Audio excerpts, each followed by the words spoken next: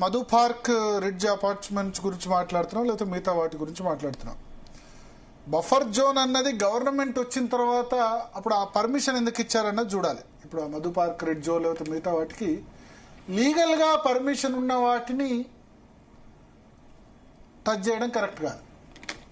లీగల్గా పర్మిషన్ లేని వాటిని, అక్రమంగా నిర్మించిన వాటిని టచ్ చేస్తేనే చాలా విమర్శలు వస్తున్నాయి. ఇప్పుడు ఖమ్మంలో భూదాన్ భూముల గురించి చాలా విమర్శలు ఉన్నాయి.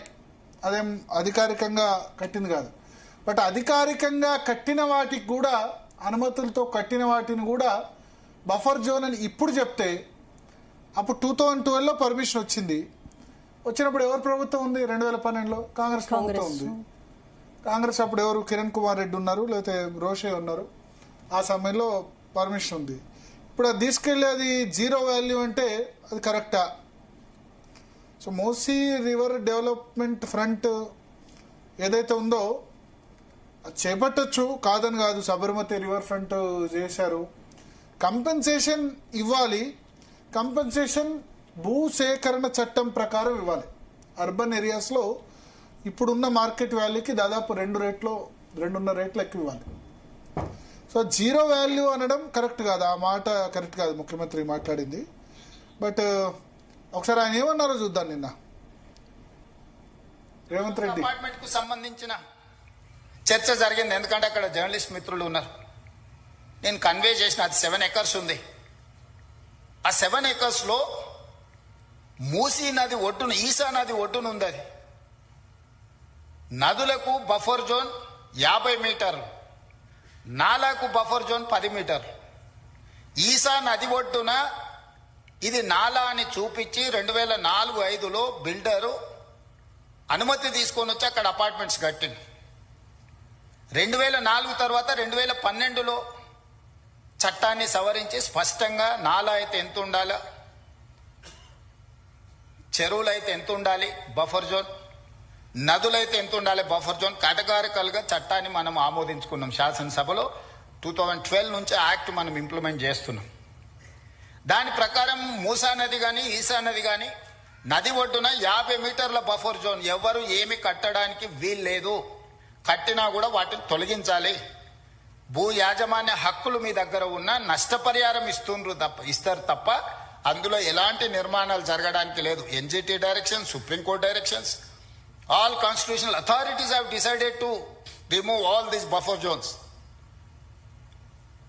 ఆ అపార్ట్మెంట్ కు సంబంధించి దాదాపుగా 50% ఈ బఫర్ జోన్ 50 మీటర్ల 9 మీటర్ల సెట్ బ్యాక్ చూపించేసి ఇది నాలా అని చూపించి బిల్డర్స్ అక్రమంగా అనుమతి తెచ్చుకొని కట్టినరు. మన వాళ్ళు కొనుక్కున్నారు. అనుమతి చూసే కొనుక్కున్న వాళ్ళ గురించి నేనేం తప్పుగా చెప్పట్లేదు. అనుమతులు అన్ని చెక్ చేసుకున్నాం.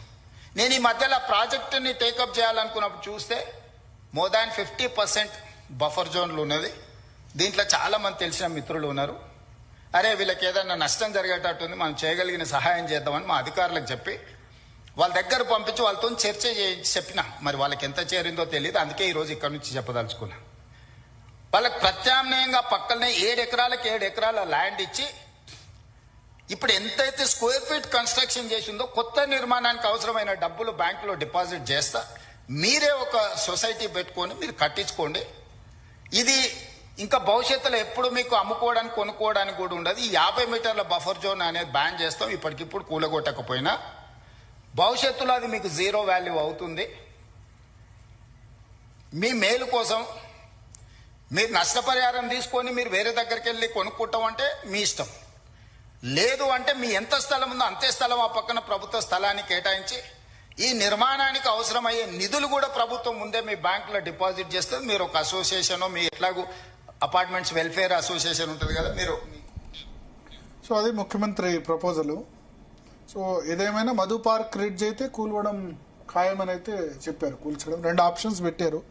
పరిహారం అన్నా తీసుకోండి, లేదా 7 ఎకరాల స్థలంలో కట్టారు కాబట్టి 7 ఎకరాల స్థలం ఇస్తాం, దాన్ని కట్టడానికి కన్స్ట్రక్షన్ అయ్యే ఖర్చు కూడా మేము ఇస్తామని చెప్పారు. ఓవరాల్గా ఏ డెవలప్మెంట్ చేపట్టాలన్నా, ఏది చేపట్టాలన్నా ఫస్ట్ ఇబ్బంది వచ్చేది నిర్వాసితులు, పరిహారం. అందులో ల్యాండ్ అక్విజిషన్ యాక్ట్, భూసేకరణ చట్టం వచ్చిన తర్వాత కొంత మంచి పరిహారమే వస్తుంది. మల్లన్న సాగర్ కట్టినా లేకపోతే పాలమూరు రంగారెడ్డి కట్టినా లేకపోతే ఏది కట్టినా ఇంకా సిటీలో కడితే టీడీఆర్ అని ఇస్తారు, అంటే ట్రాన్స్ఫరబుల్ డెవలప్మెంట్ రైట్స్ అని చెప్పి అవి ఇస్తారు. ఎందుకంటే రాష్ట్ర ప్రభుత్వాలు ఎక్కువ డబ్బులు దానిలో ఇవ్వలేవు కాబట్టి. సో మాట్లాడదాం దాని గురించి, ముఖ్యమంత్రి ప్రతిపాదన గురించి. మనతో పాటు అడ్వకేట్ శరత్ గారు ఉన్నారు, కాంగ్రెస్ పార్టీ నుంచి కత్తి వెంకటస్వామి గారు ఉన్నారు, బీజేపీ నుంచి రవికుమార్ గారు ఉన్నారు, బీఆర్ఎస్ నుంచి తిరుపతి రెడ్డి గారు ఉన్నారు, అదేవిధంగా బాధితులు ప్రభాకర్ అండ్ కవితా సింగ్ గారు కూడా ఉన్నారు.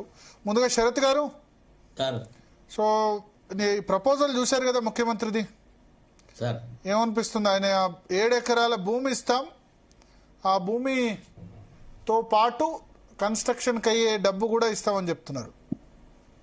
సార్ ఇప్పుడు ఒకటి సార్, మనది ఒక వెల్ఫేర్ స్టేట్ సార్. అంటే సంక్షేమాన్ని దృష్టిలో పెట్టుకొని ప్రభుత్వ పాలన సాగాలి సార్. ఎప్పుడు కూడా సంక్షేమాన్ని కాలరాసేటువంటి అభివృద్ధి, మానవాళి యొక్క ఉనికికి సంబంధించినటువంటి సమస్యలను అభివృద్ధి పేరు మీద నాశనం చేసే అధికారం ప్రభుత్వాలకు ఉండదు సార్. భారత రాజ్యాంగంలో అసలు యాక్చువల్లీ రైట్ టు ప్రాపర్టీ అనేది ఒకప్పుడు ఫండమెంటల్ రైట్ గా ఉండే, దాన్ని ఏం చేస్తున్నారు, ఫండమెంటల్ రైట్ గా తీసేసేసి